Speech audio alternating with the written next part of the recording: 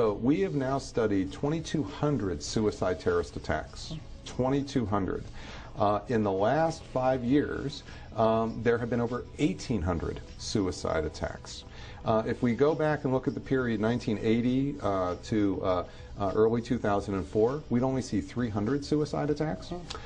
And then from 2004 on, again, it's over 1,800. So it's obviously become a very popular strategy. Yeah, but why? Exactly. Why? Most people say, well, Islamic fundamentalism, that must be what's underneath it. Well, wait a minute. Have we really had a six-fold increase in the number of Islamic fundamentalists in the last 5 years?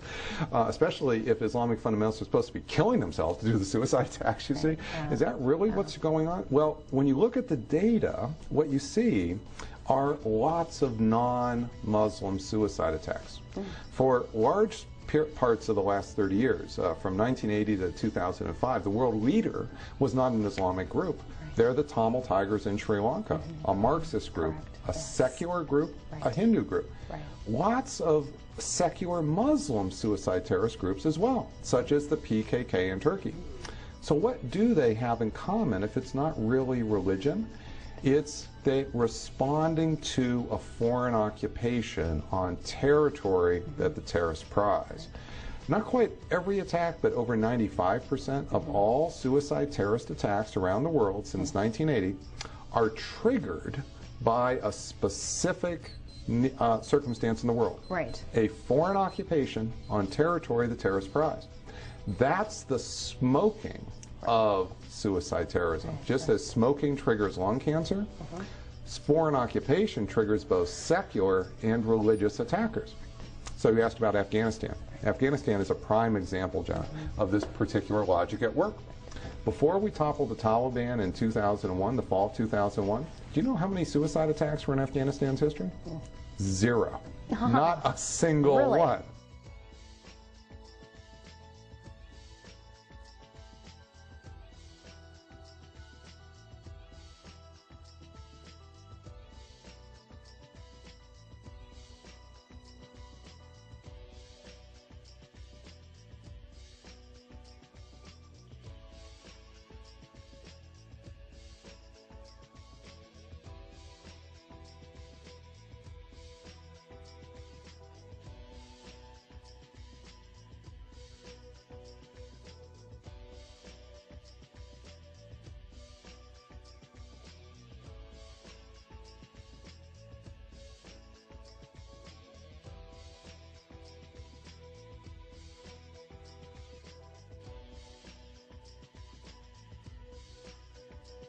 In sentencing 24-year-old Stephen Green to 5 life sentences, the judge said that what he did was horrifying and inexcusable and that any lesser sentence would be insufficient.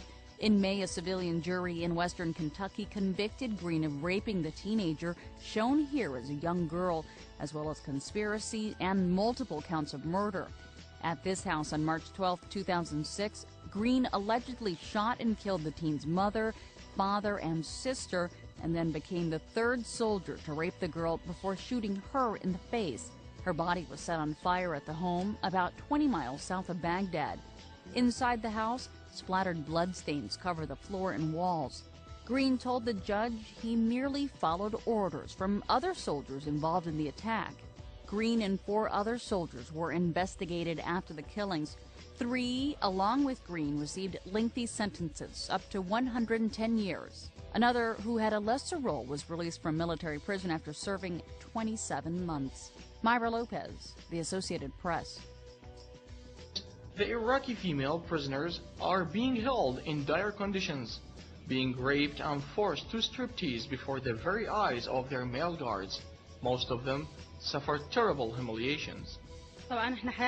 What I've suffered inside American prison is so terrible that I can't express in words. I was detained during a U.S. raid on my house in Diyala. They took me to get information about my husband, and they kept me for 1.5 years without being charged. My 3 children were left without care, and I had many psychological problems. And so tell me, what happened? Why did you need surgery? Because on my head, because I got shoot. And who shot you? I'm gonna get people. The Pentagon is refusing to comment on a once secret sniper program being used in Iraq. It involves baiting suspected insurgents and then gunning them down at long range. CBS's David Martin reports. Snipers on all sides are a fixture of this war. Iraqi snipers pick off any American soldier can draw a bead on. U.S. snipers lie in wait to catch insurgents in the act of planting roadside bombs. But some American snipers have taken it a step further, setting out pieces of bait such as detonating cords or rounds of ammunition and killing Iraqis who pick them up.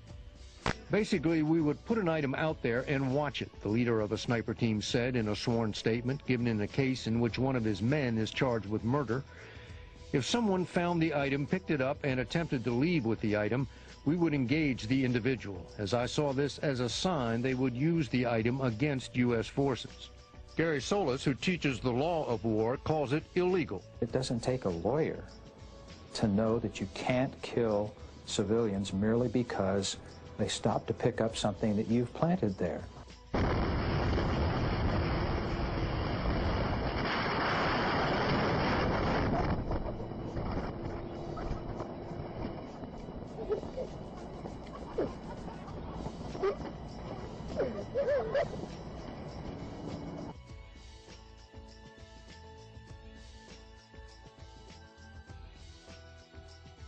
I went there with some ideas that just didn't sit well with me about what we were doing there, but I wanted to contribute. When I got there, however, serving in the East and in the South, the similarities were the same. What I found, we were fighting people who were fighting us only because we're occupying them. They told us in a crowded area, if one person shoots at you, kill everybody. You cannot meet someone in Iraq who has not lost a family member. Could you imagine what we had done in America if in 9/11 everybody in America lost a family member? What would we be doing? Would we be talking about war? No, we'd be in the streets with weapons. And so people talk about, oh, these people killing American soldiers in Iraq, they're terrorists. Not terrorists, they're wearing sandals. And they got an AK. And they got 14-year-old boys building bombs to kill these American soldiers because we've killed their family. If you feel threatened by anybody, you're able to engage that person. Many soldiers felt threatened just by the fact that you were looking at them. So they fired their weapons at anybody who was looking at them because I felt threatened. We were told that if we were to fire our weapons at people and we were to be investigated, officers would take care of you. We were given orders for 360-degree rotational fire whenever we were hit with an IED. We were told by our battalion commander to kill every motherfucker on the street. Many soldiers would not do that. We decided that we were going to shoot into the rooftop of buildings because if you didn't fire, the NCOs in your platoon would make your life hell. This happens on a daily basis. I've watched it with Bradleys destroying vans full of children who were in the way when an IED went off. The destruction of the Iraqi people happens on a daily basis. People just going to the markets. People just going to work, children playing in their front yards. The Iraqi civilians bear the brunt of the violence in Iraq, and as a result of the U.S. occupation, they suffer greatly. During my tour in Iraq, my unit opened fire regularly on unarmed civilians while we conducted convoy operations. My unit opened fire indiscriminately on a building where we knew civilians to be inhabiting. And what we would do is just kick in the doors and terrorize the families. We knocked down doors, dumped drawers out, pushed furniture over, broke windows, and generally trashed the homes we went. I saw that there was a minivan, and the cries appeared to be coming from it. Myself and another soldier, a 20-year-old private, walked up to the passenger side van and looked inside. The private that I was with reeled back, began to vomit, and quickly ran away. What I saw when I looked in the van was a small girl about 4 years old on the passenger side of the bench seat. She had a severe belly wound and was covered in glass. Roger, we need to evac this child. She's got a wound to the belly. The glass was in her hair and also in her eyes. Next to her, half on the floorboard, with his head resting on the seat, was a boy about 7 years old. He wasn't moving, and from the severe wound to the right side of his head, my first thought was that he was dead. In the driver's seat was who I immediately concluded must have been these children's father by the way he was hunched over the children in a protective manner. Violent situations were used on unsuspecting civilians because there were no rules, and this was perpetrated by squad leaders and platoon sergeants, and if anyone's going to charge you with anything, it's going to be them, and if they're doing it, then you know you can get away with it, and it happens. It happened all the time. It's almost impossible to act on your morality in a situation like that when you have been fed all this information that, you know, these people are out there to kill you, and what you do is you basically remove the humanity from them to make it easier to oppress them, to brutalize them, to beat them, and in doing so you remove the humanity from yourself because you cannot act as a human being and do all of. You know, electricity was intermittent, and he was out there trying to work on his farm, work on a pump or something. They told him to halt and stop. He panicked and ran. They opened fire, and they killed this individual.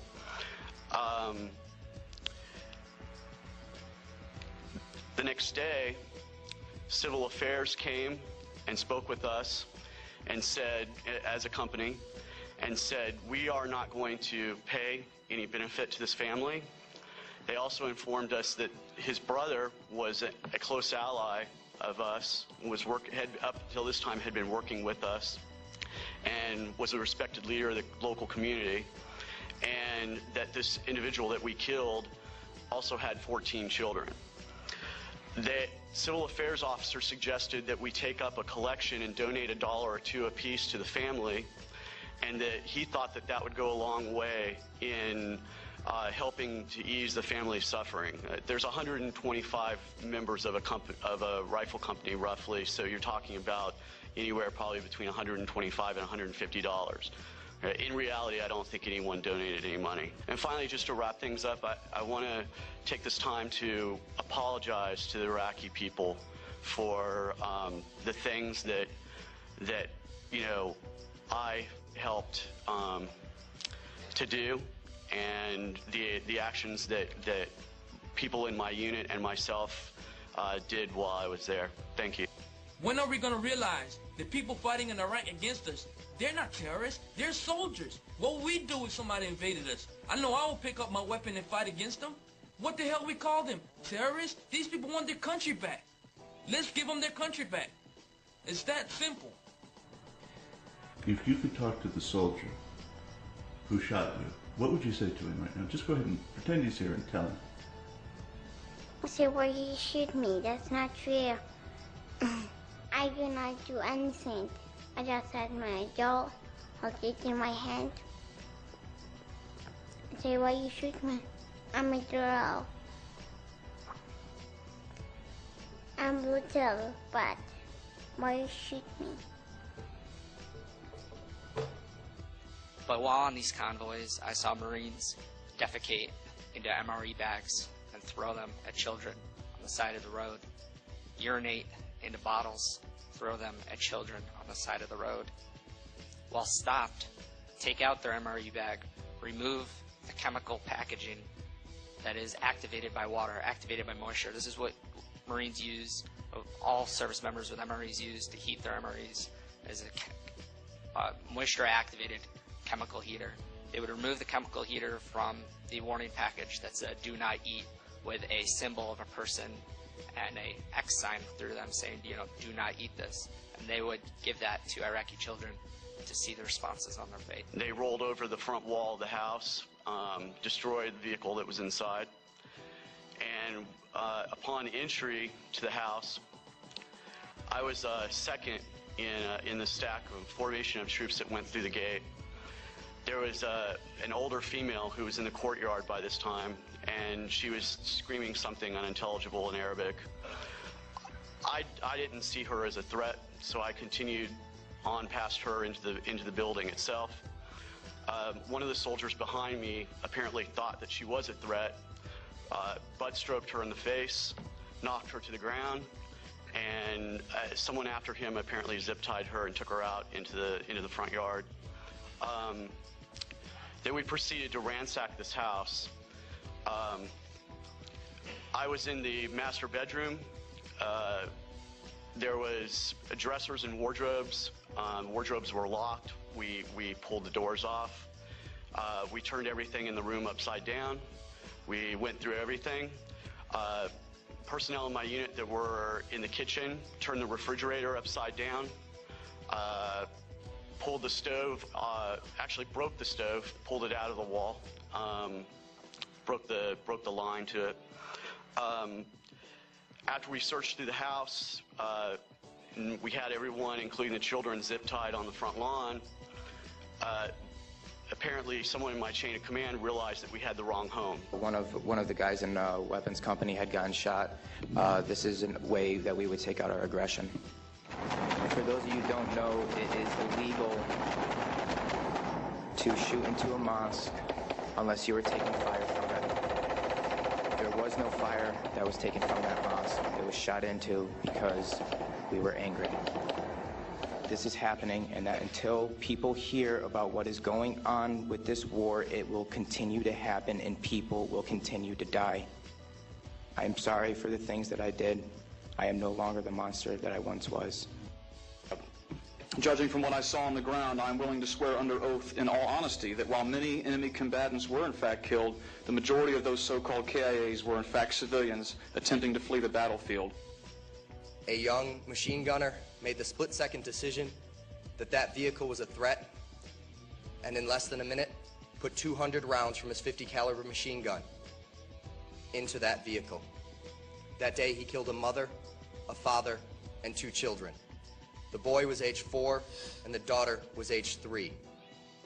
I was in the briefing that evening when it was briefed to the general, and after the officer in charge briefed it to the general in a very calm manner, Colonel Rochelle of the 42nd Infantry Division, DISCOM commander, turned in his chair to the entire division-level staff, and he said, and I quote, "If these fucking Hajis learned to drive, this shit wouldn't happen."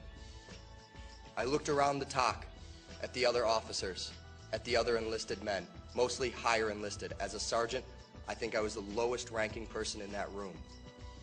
And I didn't see one dissenting body language, one disagreeing head nod. Everyone was in agreement that it's true. If these effing Hajis learned to drive, this S wouldn't happen. I couldn't believe it, but it was true. That stayed with me the rest of my tour.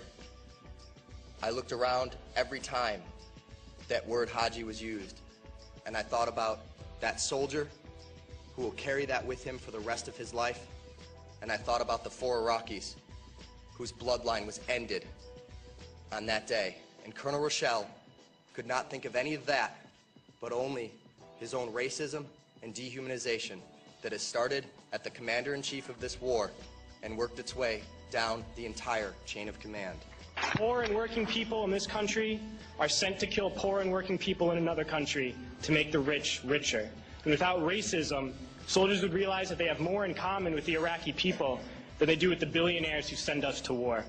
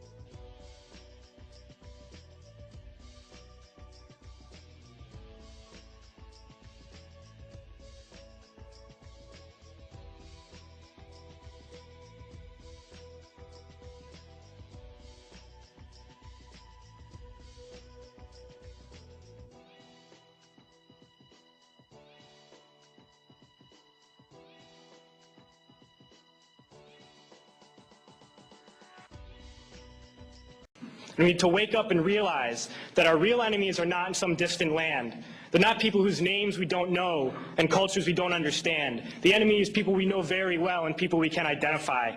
The enemy is a system that wages war when it's profitable. The enemy is the CEOs who lay us off from our jobs when it's profitable. It's the insurance companies who deny us health care when it's profitable. It's the banks who take away our homes when it's profitable. Our enemy is not 5,000 miles away. They are right here at home. And if we organize and fight with our sisters and brothers, we can stop this war, we can stop this government, and we can create a better world.